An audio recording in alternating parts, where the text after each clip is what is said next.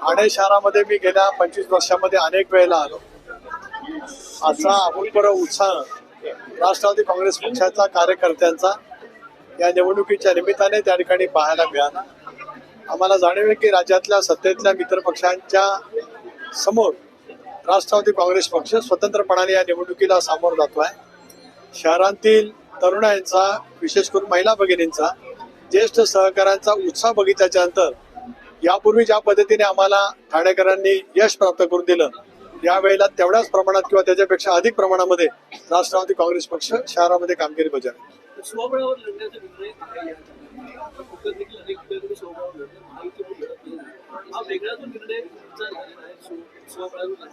त्यामुळे कसा फायदा होणार आहे का ठाणे शहरामध्ये जिथे गेल्या 25 वर्षापासून शिवसेनेची सत्ता आहे, ठाणे जिल्ह्यामध्ये देखील अनेक ठिकाणी शिवसेना भाजपची सत्ता आहे. या सगळ्या स्थितीत सोबळा भेटण्याचा निर्णय किती फायदेशीर होणार आहे? एक असं आहे की राज्यामध्ये भारतीय जनता पक्ष, शिवसेना, राष्ट्रवादी काँग्रेस पक्ष सत्तेमध्ये आहे. विधानसभेच्या निवडणुकीमध्ये राज्यातील जनतेने 238 जागांच्या वरती प्रचंड असं बहुमत जे राज्याच्या स्थापनेपासून कोणाही पक्षाला, कुठल्याही युतीला, कुठल्या आघाड्याला मिळालं नव्हतं, ते त्या ठिकाणी मिळालं. या शहरामध्ये सुद्धा शिवसेनेला अनेक वेळेला संधी ठाणेकरांनी दिली. भारतीय जनता पक्ष एकेकाळी संसदेमध्ये याच मतदारसंघातून यशस्वी होत होता. राष्ट्रवादी काँग्रेस पक्षाची स्थापना झाल्याच्या नंतर या शहरात आणि या जिल्ह्यामध्ये सुद्धा राष्ट्रवादी काँग्रेस पक्षाला पाठबळावरती पाठबळ मिळालेलं होतं. या निवडणुकीमध्ये ज्या वेळेला महायुती म्हणून आम्ही सामोरं जातो, त्यावेळेला भारतीय जनता पक्ष, शिवसेनेची युती झाली. मुंबईमध्ये झाली, ठाणे शहरामध्ये झाली, कल्याण डोंबिवलीत झाली. या शहरामध्ये 2 प्रमुख असलेले राजकीय पक्ष एकत्रित आल्याच्या नंतर राष्ट्रवादी काँग्रेस पक्षाच्या जेवढ्या नगरसेवक होते तेवढ्या जागा आम्ही त्या ठिकाणी लढू शकत नव्हतो. शेवटी युती म्हणून समोर जात असताना जागा वाटपातलं काही सूत्र त्या ठिकाणी असतं. त्यामुळे त्या 2 प्रमुख पक्षांची युती झाल्याच्या नंतर राष्ट्रवादी काँग्रेस पक्षाने स्वतंत्रपणाने या निवडणुकीला सामोरचा निर्णय त्या ठिकाणी घेतला. मुंबईमध्ये सुद्धा भारतीय जनता पक्ष, शिवसेनेची अशी त्या ठिकाणी युती झाली. नाशिकमध्ये आम्ही आणि शिवसेना एकत्रित लढतो. कोल्हापूरमध्ये तिन्ही पक्ष एकत्रितपणाने लढत आहेत. जळगावमध्ये तिन्ही पक्ष एकत्रितपणे लढत आहेत. तर राज्यात वेगवेगळ्या ठिकाणी वेगवेगळी राजकीय परिस्थिती आहे. त्या परिस्थितीमध्ये दादांच्या नेतृत्वाखाली या शहरामध्ये आम्ही तो निर्णय घेतला. साहेब, तुम्ही असं म्हणालात की गणेश नाईक सारखे अनेक दिग्गज नेते जे आहेत ते राष्ट्रवादी काँग्रेस पार्टीमध्ये होते, ते खास होऊन गेले, अशा पद्धतीने वक्तव्य दिले. नेमकं तुमचा रोष कोणावरती? रोष हा कोणा एका व्यक्तीबद्दल नाही, त्या प्रवृत्तीबद्दल आहे. पक्ष नेतृत्वाची सतत वेगळ्या पद्धतीने दिशाभूल करण्याचा प्रयत्न करत पक्षाला शक्ती देणारे नेते हे दुर्दैवाने त्या कालावधीमध्ये कशा पद्धतीने बाजूला जातील, हेच एक राजकारण या संबंध जिल्ह्यामध्ये केलं गेलं. मला माहिती आहे की गावकऱ्यांसारखे नेते त्या कालावधीमध्ये सुरुवातीला साहेबांनी निर्णय घेतल्याच्या नंतर पक्षाच्या सोबत आले. जिल्ह्यातील अनेक नेत्यांची नावं घेता येतील. 99च्या नंतर गणेश नाईक सुद्धा पक्षामध्ये आले. 2004 मध्ये ते पक्षाच्या मंत्रिमंडळामध्ये त्या ठिकाणी सहभागी होते. या जिल्ह्याचा पालकमंत्री म्हणून त्यांनी काम केलं. जिल्हा परिषदेमध्ये राष्ट्रवादी काँग्रेस पक्षाचा झेंडा होता. शहरामध्ये सुद्धा ठळकपणाने महापालिकेमध्ये जास्ती संख्या त्या ठिकाणी मिळाल्या. नजीब तर आता तोंडाशी आलेला घात त्याचा त्यावेळेला गेला. ही कुणी भूमिका घेतली? पक्षापासून दुरावलेली मंडळी विधिमंडळामध्ये गेले, आज काही सरकारमध्ये त्या ठिकाणी आहेत. याच्या पाठीमागे कोण होतं हे ठाणेकरांना माहिती आहे. आणि म्हणून जिथे ज्यांना समजतं त्यांना समजेल. राष्ट्रवादी काँग्रेस पार्टीने असे म्हणाले की नजीमुल्ला हे महापौरच्या रेसमध्ये होते. राज्यातली काय परिस्थिती आहे, जर राष्ट्रवादी काँग्रेस पार्टीने जास्त जागा निवडून आले तर महापौर पदासाठी कशा पद्धतीने राष्ट्रवादीची वाटचाल असेल? एक असं आहे की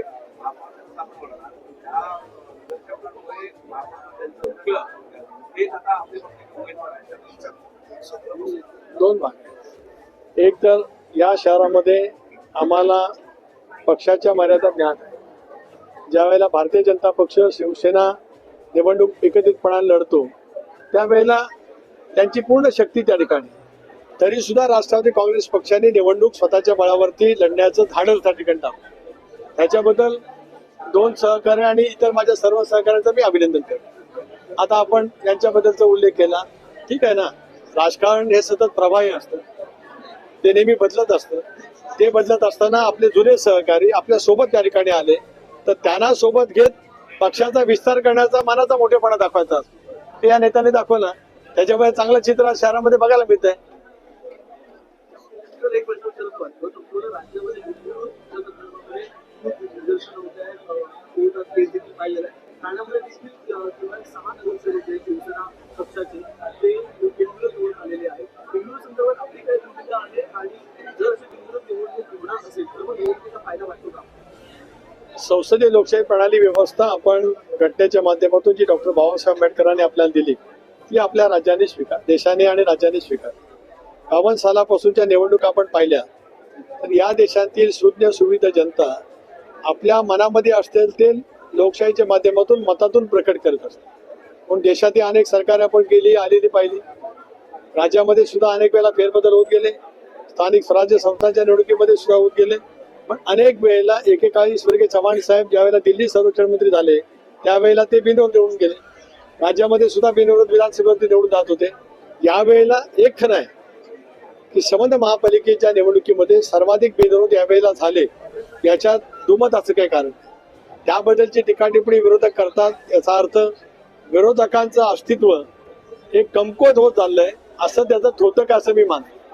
सक्षम विरोधी पक्ष असेल तर मग बिनविरोध होण्याची प्रक्रिया राहू शकत नाही. काही वेळेला विरोधी पक्षाच्या उमेदवारांचं डिपॉझिट जाऊ शकतं, मोठ्या फरकाने पराजय होऊ शकतो, परंतु ठामपणाने निग्रहपूर्वक उभं राहण्याची मानसिकता त्या उमेदवारांची असते. या वेळेला त्यामध्ये फरक होत अधिक प्रमाणावरती बिनविरोध हे प्रमाण राज्यभरामध्ये वाढलं.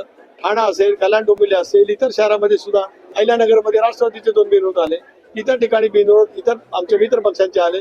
यामध्ये वावगा असं मी मानत नाही. त्याबद्दल टीका टिप्पणी कमकुवत झालेला विरोधी पक्ष विरोधक पण करतोय. सर, महाराष्ट्रात ज्या पद्धतीने राज्यामध्ये महायुतीचं सरकार आहे, कुठेतरी स्थानिक स्वराज्य संस्था निवडणुकीमध्ये भाजप आणि राष्ट्रवादी काँग्रेस पार्टीमध्ये सर्व काही आलबेल आहे का असं पद्धतीचं चित्र दिसून येत आहे. कुठेतरी अजित पवारवरती टीका होते तर भाजपचे अनेक नेते जे आहेत ते अजित पवार टीका करतात, भाजपचे अजित पवार नेते जे आहेत ते भाजपवरती टीका करते. एक असं आहे की ज्या वेळेला नगरपालिकेच्या निवडणुकांच्या वेळेला सुद्धा राज्यभरामध्ये टीका टिप्पणी होत गेली. राष्ट्रवादी काँग्रेस पक्षाने त्या टीका टिप्पणीमध्ये कुठेही सहभाग नव्हता.